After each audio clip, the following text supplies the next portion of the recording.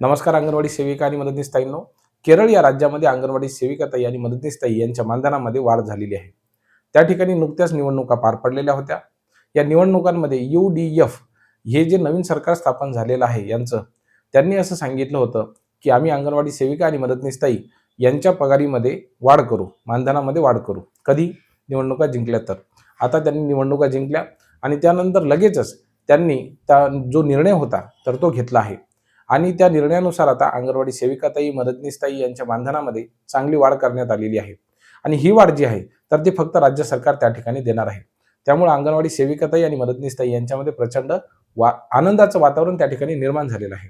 आता प्रश्न असा पडतो की महाराष्ट्र राज्यामध्ये ज्यावेळेस निवडणुका झाल्या होत्या त्यावेळेला विद्यमान सरकार जे आहे, आदरणीय शिंदे साहेब असतील, आदरणीय फडणवीस साहेब असतील, आदिताई तटकरे असतील, तर त्यांनी त्या ठिकाणी सांगितलेलं होतं की ज्यावेळेस आपलं सरकार स्थापन होईल त्यावेळेला अंगणवाडी सेविका, मदतनीसताई, आशा सेविका यांच्या मानधनामध्ये वाढ करू.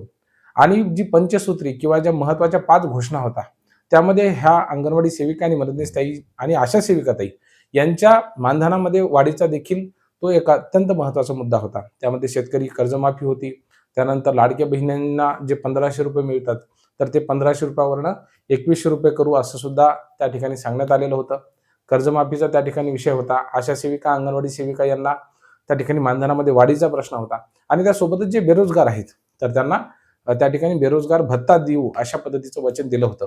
परंतु आपणा सर्वांना माहिती आहे की महाराष्ट्र राज्याची आर्थिक परिस्थिती जर आपण सध्या बघितली तर विविध विकास योजना सुरू आहेत आणि त्यामुळं खूप मोठ्या प्रमाणावरती विकास निधी हा लागत आहे.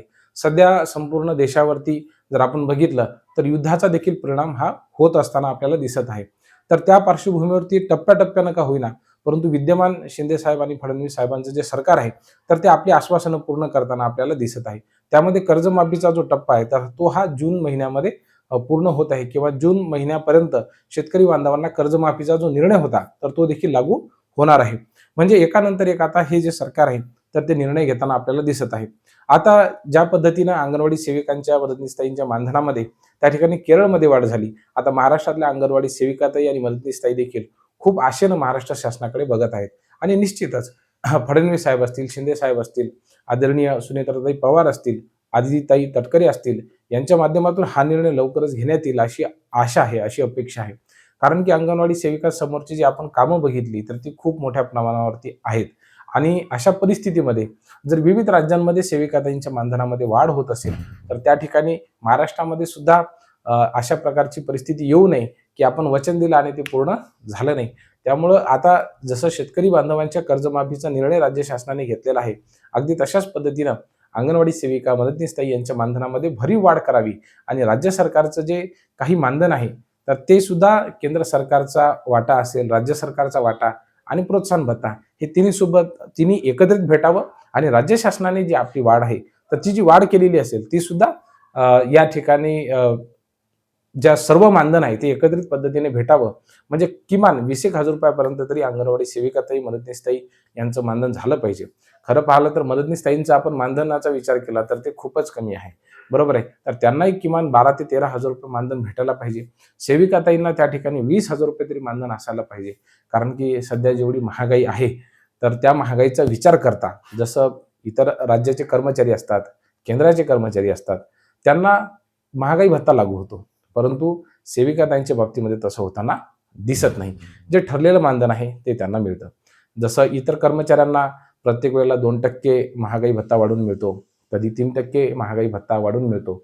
आणि जर समजा तो पूर्वलक्षी पद्धतीने सुद्धा लागू होतो. म्हणजे जर समजा ऑगस्ट महिन्यामध्ये जी-आर निघाला असेल तर राज्य शासनाने ठरवलं की आम्हाला जानेवारी महिन्यापासूनच यांना द्यायचा आहे महागाई भत्ता, तर तो नंतर त्यांना एरियास ते मिळतं. अंगणवाडी सेविका, मदतनीसताई यांच्या बाबतीमध्ये तसं होत नाही. म्हणून राज्य शासनाला विनंती आहे की एकतर कमी मानधन ते सुद्धा वेळेवर नाही, टप्प्याटप्प्यानं ते मिळतं. अशा परिस्थितीमध्ये जीवनाचा प्रपंच चालवायचा कसा हा मोठा प्रश्न सेविकाताईंसमोर उभा राहतो. मदतनीसताईंची तर त्याहीपेक्षा अवस्था वाईट आहे. म्हणून राज्य सरकारनं आपलं जे वचन दिलं होतं ते वचन आता पूर्ण करण्याची वेळ आलेली आहे असं म्हणायला काही हरकत नाही. प्रत्येक अधिवेशनामध्ये सेविकाताई, मदतनीसताई प्रचंड आशेनं, अपेक्षेनं आपल्या सरकारच्या प्रत्येक घोषणेकडे पाहत असते. यावेळेस आमचा निर्णय होईल, पुढच्या वेळेस निर्णय होईल, असं करत करत ती नेहमी वाट बघत राहते एखाद्या चातक पक्षाप्रमाणे. परंतु आता या वेळेला या अधिवेशनाच्या पूर्वी अंगणवाडी सेविकाताई मदतनीसताईंच्या मानधनवाढीचा जो काही प्रश्न आहे तर तो करून द्यावा. तेवढा जो काही राज्य सरकारचा वाटा असेल तेवढा वाढवून द्यावा. निश्चितच आपण ज्या पद्धतीनं लाडक्या बहीण योजनेवरती पैसे त्या ठिकाणी खर्च करत आहोत किंवा महिलांच्या आर्थिक सक्षमीकरणासाठी अत्यंत महत्त्वाचं पाऊल राज्य शासनाने उचललेलं आहे ते खरंच खूप प्रशंसनीय आहेत. अनेक लाडक्या बहिणी या योजनेची त्या ठिकाणी कमालीचं कौतुक करताना दिसतात.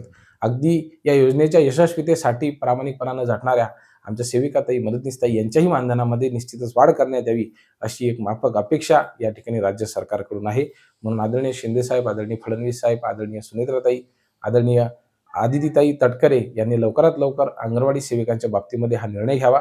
ज्या पद्धतीनं केरळ राज्यामध्ये त्यांनी तात्काळ निर्णय घेतलेला आहे अगदी त्याच धर्तीवरती जो काही निधी आवश्यक असेल त्याची तरतूद त्या ठिकाणी करावी आणि सेविकाताई मदतनीसताई यांना मानधन द्यावं एवढी राज्य शासनाकडे कळकळीची विनंती आहे. आणि त्या संदर्भामध्ये आपण ड्राफ्ट सुद्धा तयार करणार आहोत. त्या ड्राफ्टबद्दलची माहिती जी आहे तो आपण ईमेलच्या माध्यमातून कशा पद्धतीने पाठवायचा याची मी माहिती तुम्हाला लवकर देतो. तो ड्राफ्ट सुद्धा आपल्या सगळ्या ग्रुपवरती येईल अशा पद्धतीची आपण व्यवस्था करूयात. खूप खूप धन्यवाद बहिणींनो.